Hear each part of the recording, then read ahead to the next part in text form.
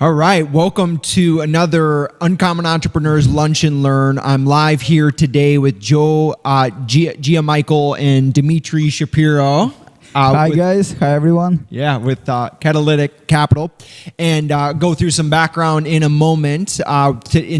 If you're tuning in from wherever, we're based down here in Puerto Rico, and we started the organization off as a networking organization, but given the COVID, we're highlighting some of the successful entrepreneurs that are down here that are Puerto Rican and non-Puerto Rican that are pushing forward this entrepreneurial scene and working in different capital markets and different industries, etc.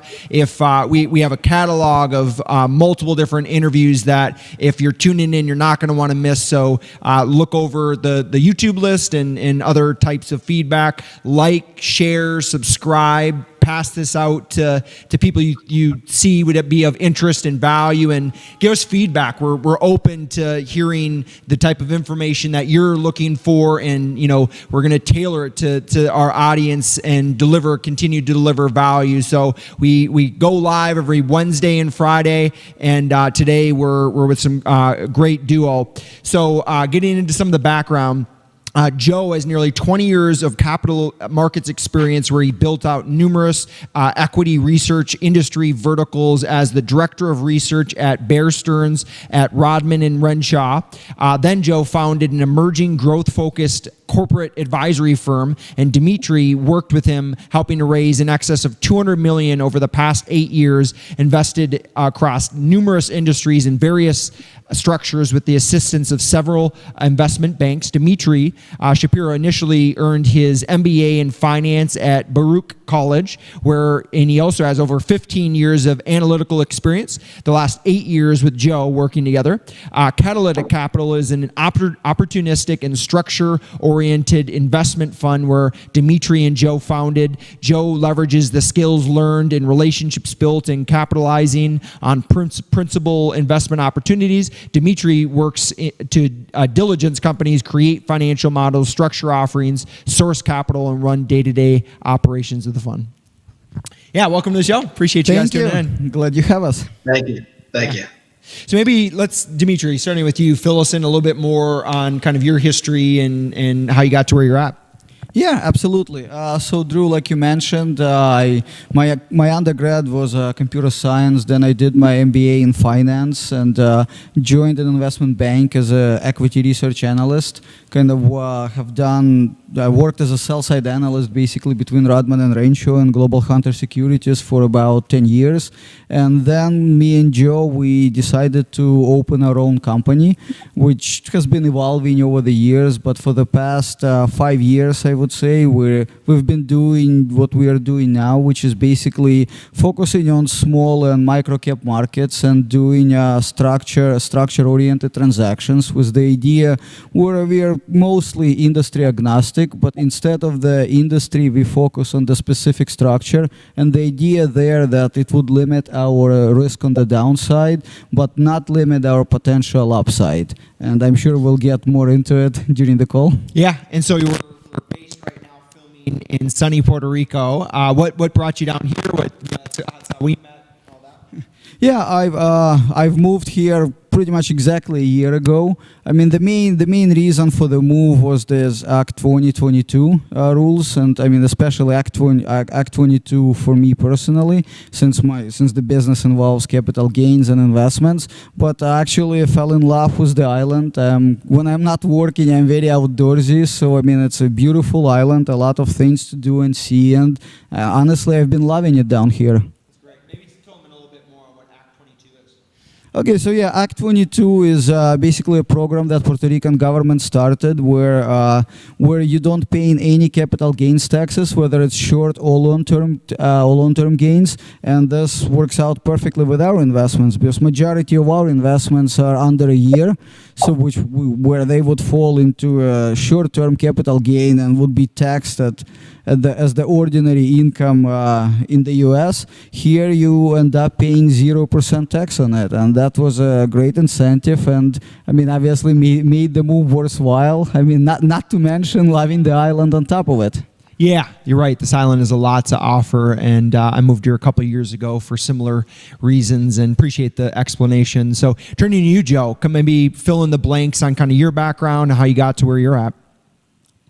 Yeah, so Dmitry covered a lot of the overview stuff. So I spent about 15 years on the sell side, all as an analyst and then director of research.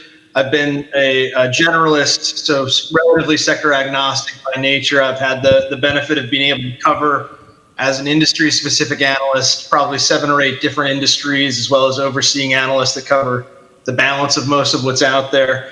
I've been small cap focused my entire career, and one of the things that I watched over the 15 years as an analyst really sort of evolve is that there was always a divide between large and small, and what I thought were sort of inefficiencies that were there. And I watched the funding universe change, and with it, those inefficiencies grow. And about 8 years ago, we decided we would step away from the traditional sell side model and look to try and cater to these companies so that you're kind of trying to do a better job or better service both the companies and the investing community. So not to sound like a white knight, but I think a lot of what's happened in small and micro is it's become increasingly toxic in its structural financings, and it renders the company's equities really uninvestable after you have some of these floating rate conversions, ratchets, and resets in deals. And what we wanted to do was try and take a more fundamental approach, target companies that we really like and like for fundamental reasons, structure an investment that is mutually beneficial to us, because we're the lead investors in our transactions. So to us, the investors around us, and to the company itself, because we not only want to make generate a return on our investment, but we also want to help advance the company.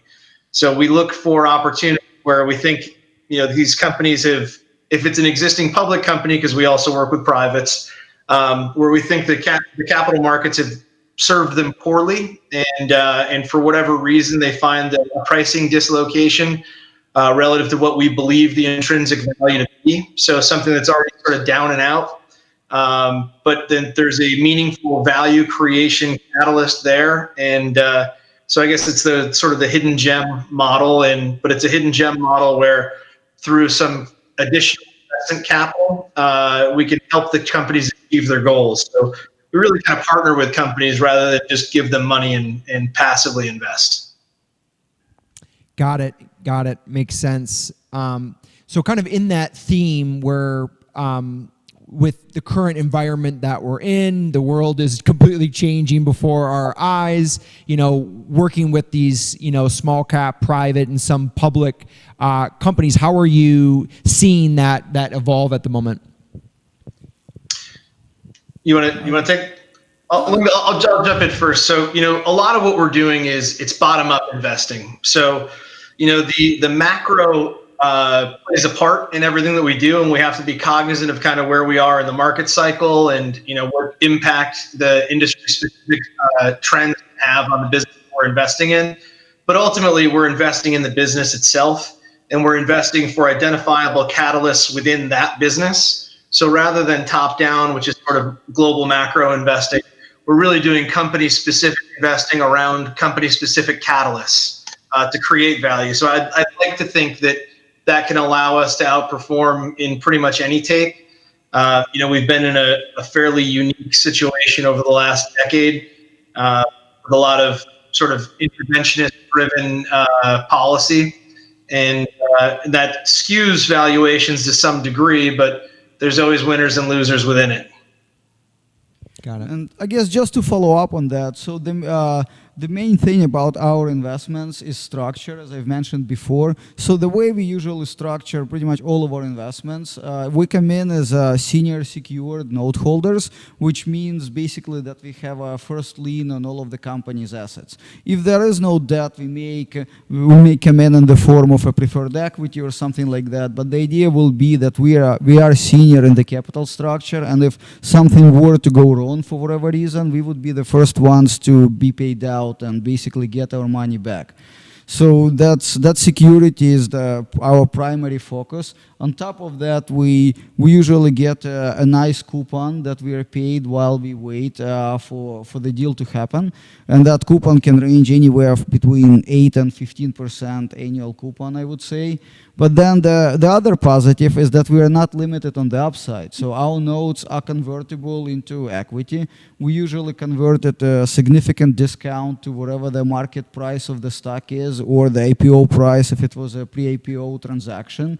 So we basically, the way it works, we come in fully secured. We have first lien on all of the company's assets. We collect coupon payments for anywhere between like 6 to 12 months. And then when it's time to exit, we convert with a discount. We sell our stock where we basically get our money back and lock in a nice profit. But then on top of it, we also get a long-term warrant from the company, which is basically the same thing as a long-term option. So it could be anywhere from 5 to 10 years, and allows us to participate in the upside even after we've got all our money back and hopefully made a profit on the transaction itself. Got it. Okay. Yeah, I appreciate the breakdown of some of those definitions and kind of filling in the blank. Is there, as things move ahead, is there industries you guys specifically look for, like in this current environment, and maybe others that like are kind of red flags?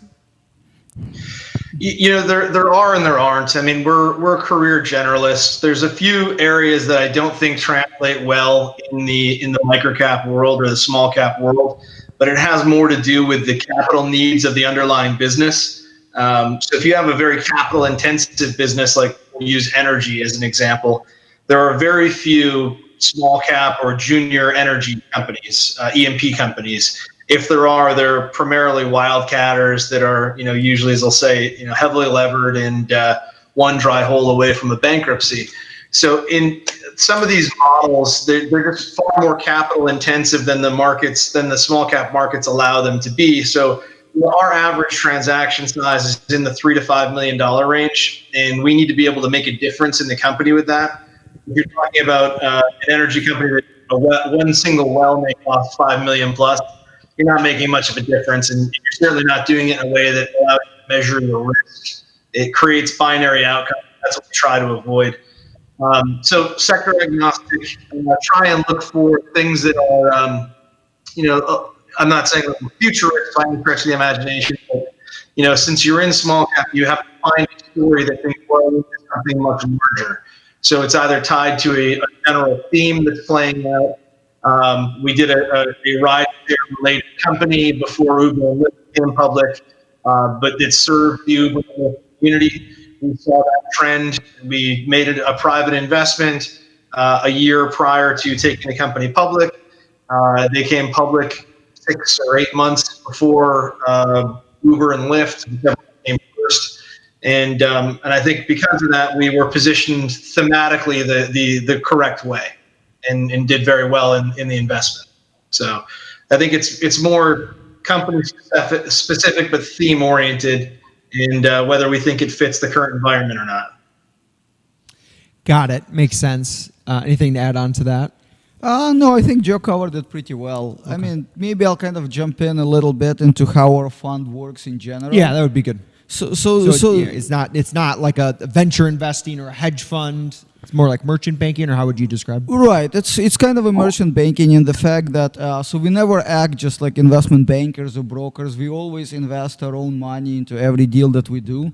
So the way we work is once we find a deal that we like, we do the diligence on it, we go over everything. Once we decide that we do like the deal, we put our personal money in first. That becomes the cornerstone investment. And then we go out to all of our investors or people who want to be our investors and basically present the deal to them. So what separates us from a traditional hedge fund or private equity, for example, we don't lock up people's capital. We don't take your money for 5 or 10 years. So we present you with the transaction, we give you an overview, we tell you why we like it, we tell you what the potential risks are. So if you like the deal, you invest alongside us in this specific transaction. And once the deal is over, we distribute all of the profits back to you. So you don't need need to just get a paper statement that shows that you've made some money. You actually get that money and you see the results, and then hopefully you're happy with the results and you get to reinvest with us. Another important thing to mention is we don't charge any management fees, we don't pass along any expenses or anything like that. The only fee that we do charge is a success fee. So I think it's important for everyone to understand that we don't make a penny on anybody's money until everybody's made money in the deal. Got it. That makes sense. Why do you guys choose that structure? Well, because that separates us from most of the other people out there, that also aligns us best with all of our investors. If we were taking a management fee, there is always a risk that we will get more focused on just raising the money and just doing transactions, whatever they may be, because we're already collecting our management fee from the money we have under management, while the deal works out or not. This way, we don't take a penny of profits until there are profits, and everybody knows that we are usually the biggest investor into every deal that we do. So if something does go wrong for whatever reason, we are right there losing money with everybody else. So this is really the best way to align us with all of our investors. Yeah, and that's a great point. I just want to elaborate on that. So it's that alignment, and the reason that we chose this model is, one, being pretty honest, we didn't have the track record from a principal investment standpoint to go out and say, I need your money on a 5-year hold period and I want complete discretion over everything that we're going to do with it. So what we're doing is, this is track record building, and maybe we'll get to that at some point. But what we really saw was, we saw a world in which, small cap is it's driven by bankers, and bankers are agency investors, and their business is to do as many transactions as possible, to turn as much money as quickly as possible, and to generate commissions. So they're commission focused, not outcome focused. So we wanted to create a model that we don't have to do. We came from a bank that did 200 transactions in a year. We don't have to do that. We do a couple of transactions in a year. We're very focused on them, and we expect to make that meaningful return. But it's that return that is what drives us. There is no commission, right? We're not taking a commission for a deal. We're completely risk-oriented and pari passu with all the investors. So for us, there's nothing in it if not a profit to be made for the investor.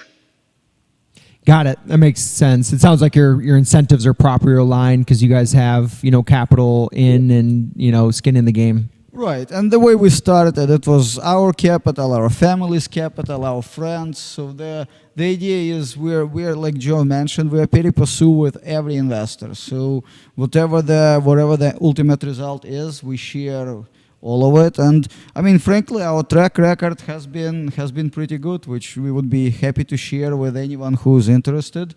And it's all public companies. It's all very easily verifiable, so everybody can see what we've been able to accomplish. Yeah. Do you have like a specific case study coming to mind, or like an example? There's two important things to look at, because there's different types of investments. And Dmitry talked about structure. Structure varies. It's more philosophical. And so when you're talking about a private company, you have a very different set of risks. So we've bridged 5 private companies into public IPOs on the NASDAQ.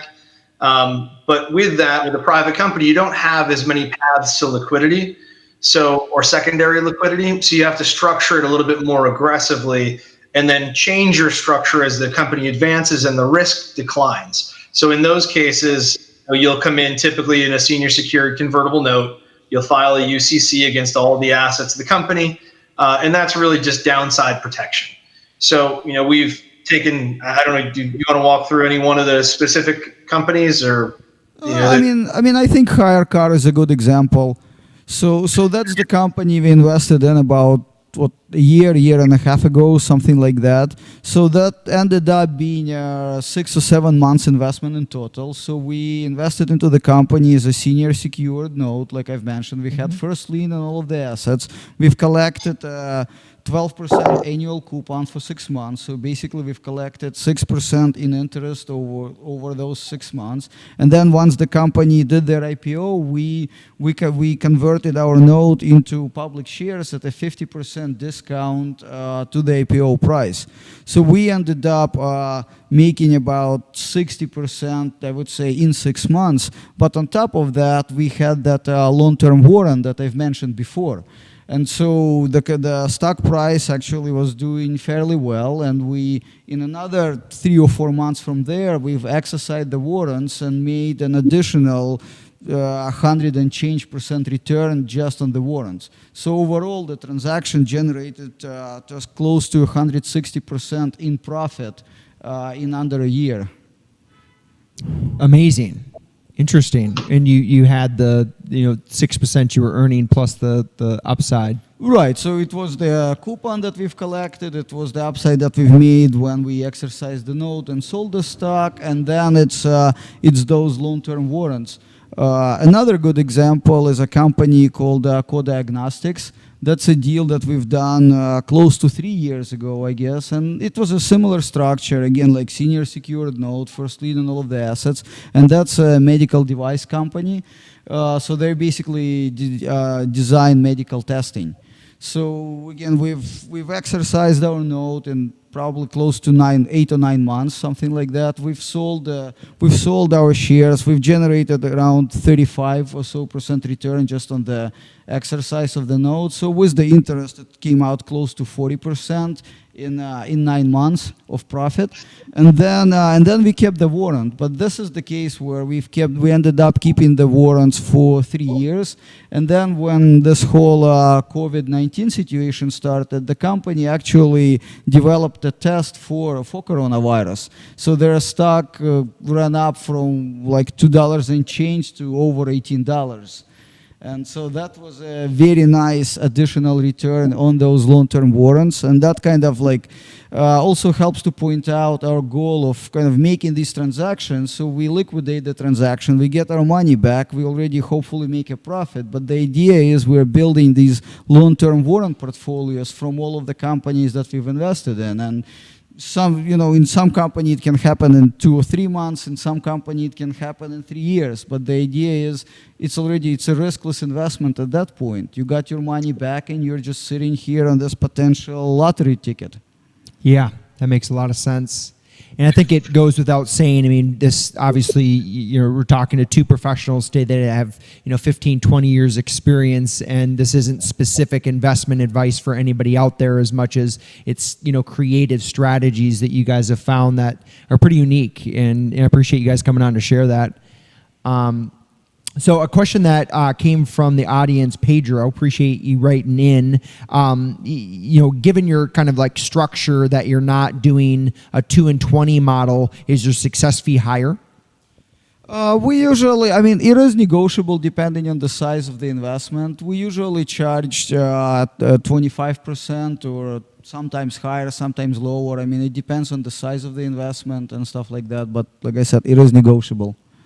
Yeah, and we'll waterfall the performance fee so that obviously as the net result or as the gross result is better, the net result is more to us, and I think that further aligns us with the investor as well. Yes, a good point that Joe mentioned. So in most of our deals, we don't target 10 or 15% profit. We target, I would say, north of 40 or 50% in under a year. So that is why. So if the return for whatever reason is significantly less, we are perfectly happy taking a much smaller success fee. While if we are getting north of 100% return in under a year, I think at that point our fee becomes very justifiable. Yeah, exactly. It's when can I reinvest at that point? Cool. Okay. Yeah, sounds good. Any other kind of case studies or kind of examples to kind of reinforce the point or deals or whatever? I think there's a couple of things that we try to do. So given the size of the investment, we're trying to mitigate risk to the best of our ability, because a $3 to $5 million investment is not going to change the world for a lot of companies. So it's really more interim investing and catalyst driven investing.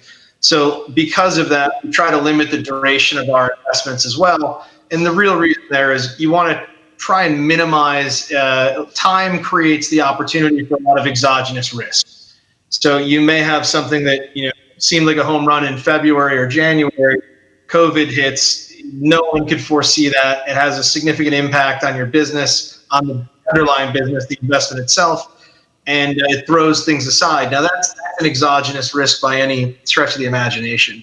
So that's a big part of what we're trying to do is minimize risks, structure duration, and try and find the best path forward to capitalize on it.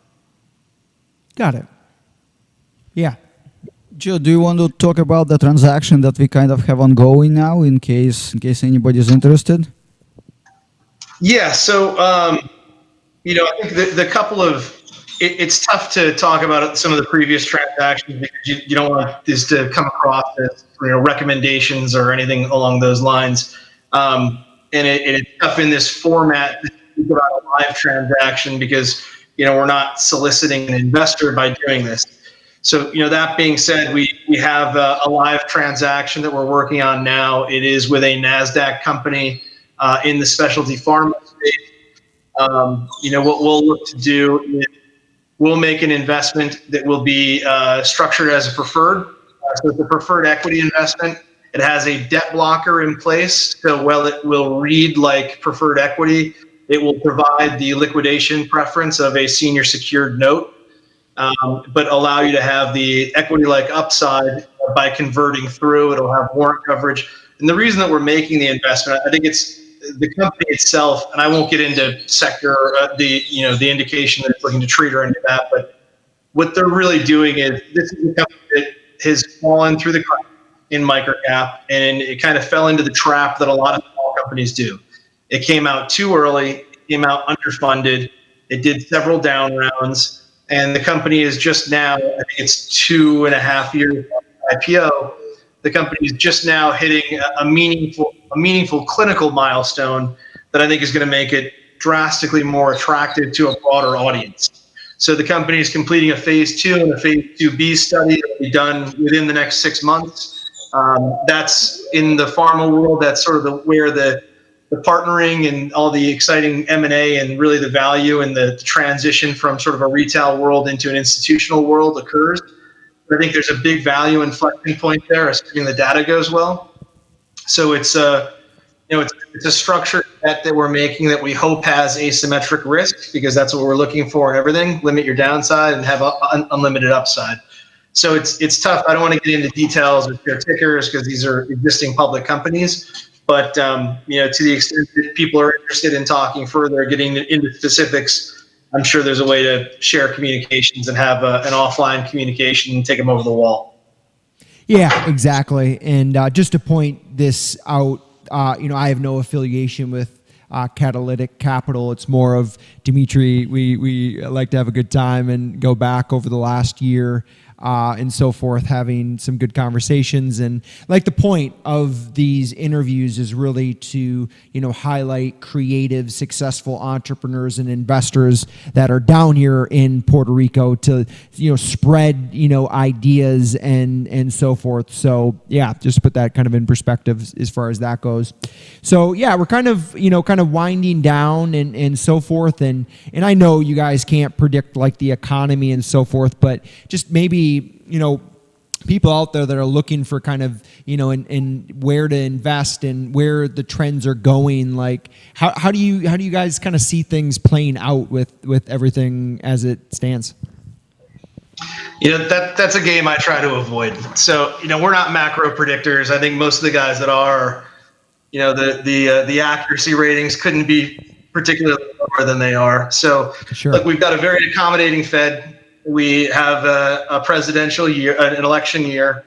There's a lot of individual risk factors after a very meaningful bounce in the market. So you've got, historically high valuation, a Fed that offsets that, a period of a couple of quarters with the lowest GDP or net GDP rate we'll probably hopefully see in our lifetimes. And yet, equity valuations have run through it. So it's tough. I don't want to play the macro game because I'm not good at it. I want to play a game where I have edge. and you take these bottom-up investments that are company-specific and catalyst targeted, I think you eliminate a lot of that noise and a lot of that guesswork. So that, you know, the next 10 guys you come on to have a macro conversation could all agree or contradict, and that's just, it's not a game I'm going to play. Yeah, I would add to that. That's exactly why we've kind of chosen our strategy the way we did. Is so not to try to predict the best industry over the next year or the macro environments, which especially in today's world is almost impossible when everything is so politically driven. So that's why our goal is, like Joe said, it's a bottom-up investment. It's to protect ourselves with structure, and and find if the company is already public. The idea is to make sure the company is undervalued to begin with. So if the market overall does decide to sell off, the company is already pretty much as low as it can go. And when you have positive near-term catalysts, that should counteract the overall move of the market. Yeah, that makes sense, and you guys are playing in that game that you know well, and the macro game. Nobody knows how that's going to play out, and so it's pretty creative how you guys are structuring it to make your interest on the front end and have the portfolio warrants on the back end. I think that's good. So cool. As we're kind of closing out, any kind of final thoughts or ideas you guys kind of want to leave people or? I think that what we're doing is somewhat unique, and I'd love, now that Dmitri's down there full time, and I need an excuse to come down more often. So I'd love to, I know there's a pretty broad-based universe of like-minded entrepreneurial people down there. So anything we can do to start some of those conversations, I look forward to it. And I would just encourage more people to consider moving here. If you're an investor, I mean, this is really a great environment for that, and it's a beautiful island overall. Yeah, is there a couple points that you would say to somebody out there that's maybe never even heard of this, or what about it is that appeal that you found that would push somebody over the edge to want to look into it? Well, I mean, apart from tax savings, which is obviously a huge plus, especially if you live in a state like New York or California, and you go from short-term investments, you go from paying close to 40% in taxes to basically paying zero. And on top of that, like me personally, I'm very outdoorsy. So whenever I'm not working, I'm spearfishing or scuba diving or hiking or kite surfing. And, this island provides this opportunity 365 days a year. So definitely lots to do, a lot of things to explore, a lot of new things to learn. So I would say if your family situation and your life situation allows it, I would say definitely consider it. Yeah, exactly. And how would you kind of describe the community down here in general? And on top of it, there seems to be a growing Russian community too. But how would you kind of describe that for somebody out there that's looking for those like-minded people? I mean, I think there is a beautiful community here. There are a lot of entrepreneurs, a lot of people, who are a lot of fairly successful people, who some of them more than others, obviously, but still, it's a group of successful people who've kind of come here all for these benefits and are getting together. And especially before the whole coronavirus situation, it was great how people are constantly organizing events for all of us in these like Act 2022 societies to get together and to talk to each other and to share ideas. That's why I really appreciate what you are doing with your Uncommon Entrepreneurs. I think it's a great platform overall. And I think it's a very good society, and people can find pretty much anything they want here. If people are into bars and restaurants, I mean, there's plenty of that here as well. Yeah, that's a good point. Puerto Rico is America, and it has the Home Depot, the Applebee's, and then a bunch of amazing Puerto Rican food and a lot of fun things to do. Like you said, the outdoors. That's a key part. Absolutely. Well, if you want to sit indoors and play video games, you can do that here as well. Yeah, exactly. Just have to have internet. Well, good. Well, in closing, appreciate you guys both coming on. I think a lot of value has been dropped and so forth. Again, like, subscribe, share. This message is meant to go out. If you have other creative ideas, feel free to reach out to me directly.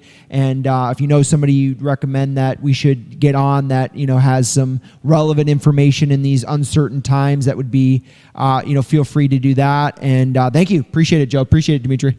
Thank you for having us. Thank you.